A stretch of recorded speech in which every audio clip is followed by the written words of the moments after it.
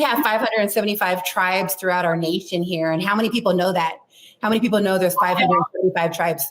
How many people know that we all have different cultures and, traditions? I mean, that I know. But I didn't know how many. But I'm just saying the larger Americans, how many people know that? So that is like a detail, a display, like how much more we need to do moving forward and understanding our culture and who we are. And today is a great day to do that.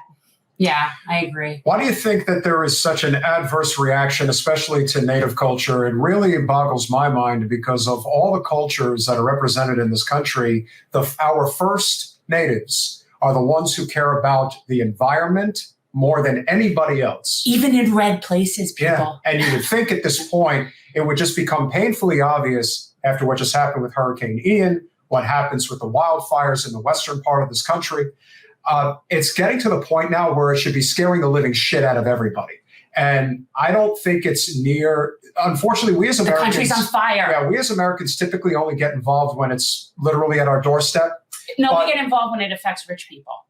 Well, that's true too. But you know what? There's a lot of rich people who have homes in parts like Jackson Hole. So oh, yes. I would imagine that they would care a lot about protecting the environment. So how do you want this day to be recognized, and what do you think needs to be done more effectively?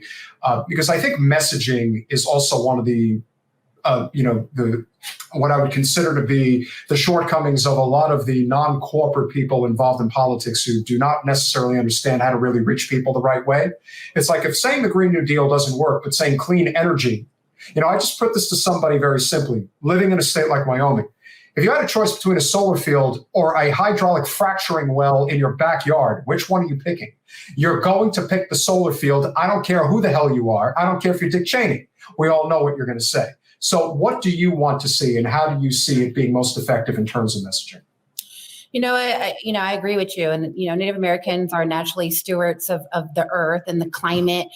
We do a good job because we're embedded in that with our culture.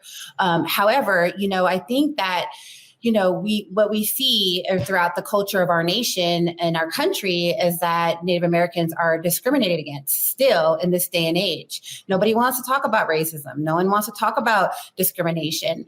I think we have a lot of work to do. I wouldn't say us as Native Americans, but the outer world that lives outside of the tribal communities to understand who we are as people, not just how we live, but also we are also attorneys. We are also educated. We are also play vital roles in different aspects of different entities and business and nonprofits. And, I think this type of imagery and how we're looked upon needs to be looked at and discussed a little bit more.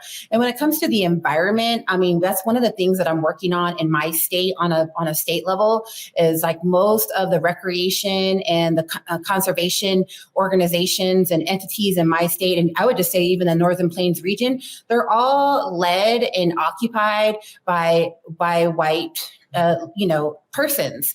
And not to say that's not a bad thing, that's a great thing. But what I'm trying to do is diversify the conservation realm, because we need not only more people of color in these fields, but we also need more Native Americans in these fields. And most of the time, like I know for the Native Americans experts and people who've been educated on this and the environment, on EPA and water and land and all of these great issues, most times they can't get jobs in these places because, again, it's our imagery or discrimination or racism.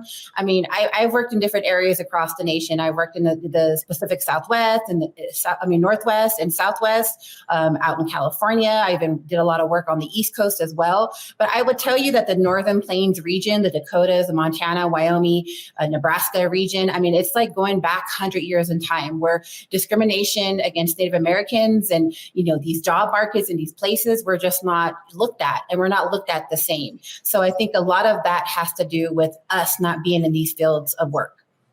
That's the flyover states. Nobody cares. Nobody's paying attention to what goes on in those places. And the fact that they are highly inhabited by Native people just makes it worse. Just makes us less interested in checking out those places and helping the people. But and also, really quickly, the Northern Plains region, and I only know this because of different statistics and studies that's been done.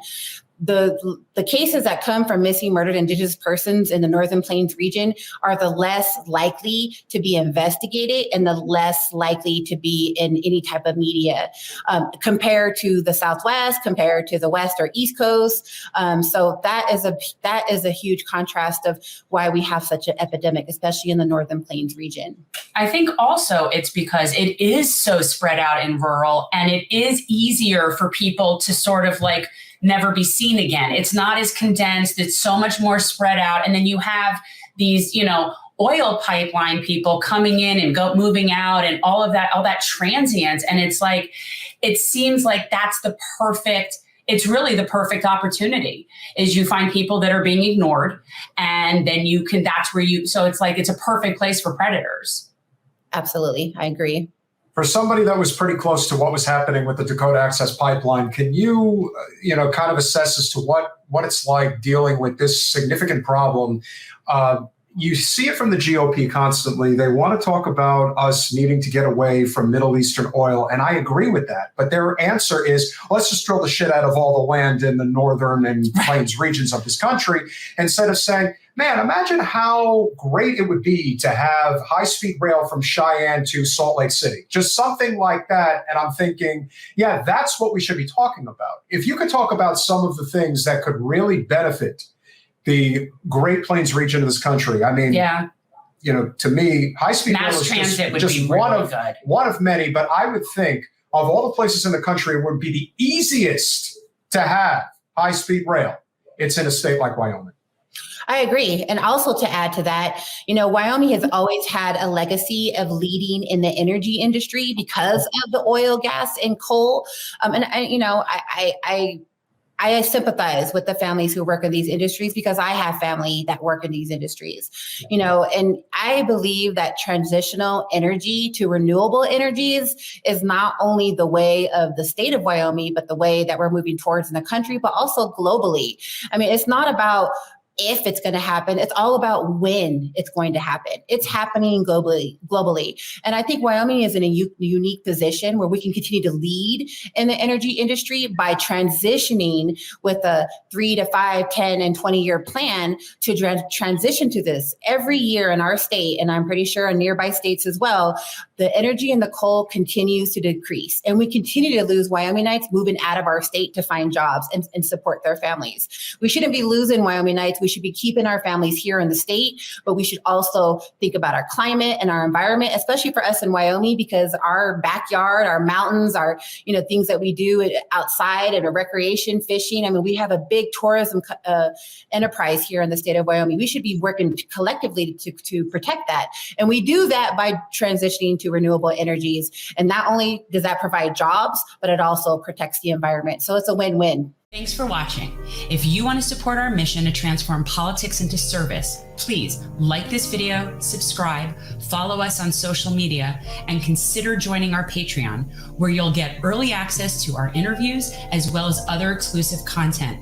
Links are in the description. Peace out.